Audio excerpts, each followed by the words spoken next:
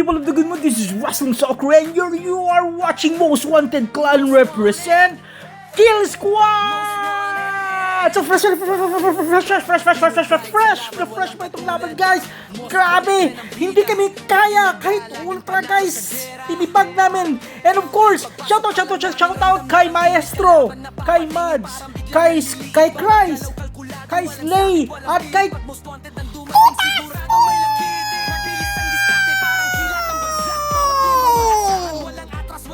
ay, buwisit na nangyari sa boses natin. Grabe, guys. So, grabing bakbakan. So, ultra, guys. Magkang matakot sa ultra, guys. Basta, andito kayo sa Most Wanted Clan. Kami ang bida. Gusto namin ng mahirap. Ayaw namin ng madali. Kaya join na kayo dito kasi may thrill dito sa Most Wanted Clan. At kami ang custom game expert, certified custom game expert of the Philippines. Kaya, guys, sali na kayo. Ano pang hinihintay nyo? Ito na, guys. Silapasin natin yung ating new offender. Ha? Ito na. Okay, so on the red corner we have the ultra cheater. Mga cheater pa yan, guys, mga cheater. May mga saddle cheat, no? Pero hindi ko lang alam dito, pero pero grabe, guys, sobrang saya namin, no? Ang dami namin tinumba ngayong clan. Malalakas na clan. So, abangan pa yung mga ibang videos natin, guys. Alright, so grabe, ang lakas talaga ng mga kasama ko. Shoutout ulit kay Maestro, kay Mads, kay Christ, kay Slay.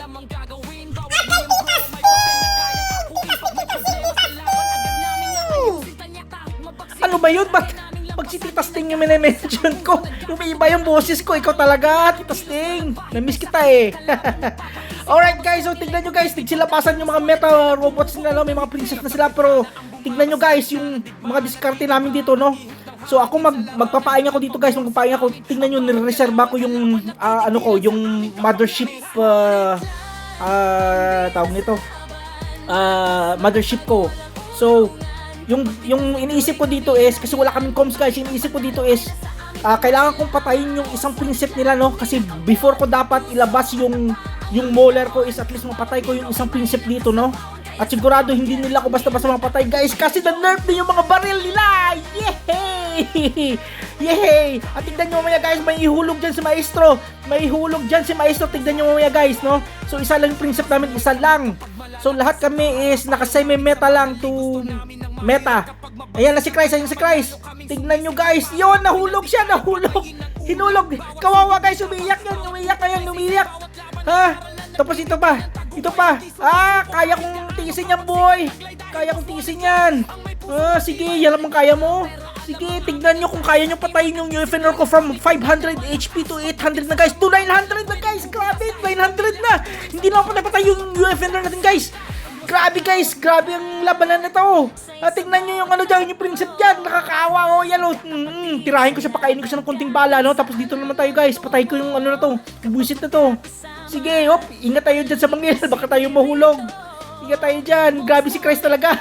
Hindi pinalampas. Yan, tingnan mo. Iiyak ka rin. Nahulog, guys. Kawawa, nahulog ang prinsip.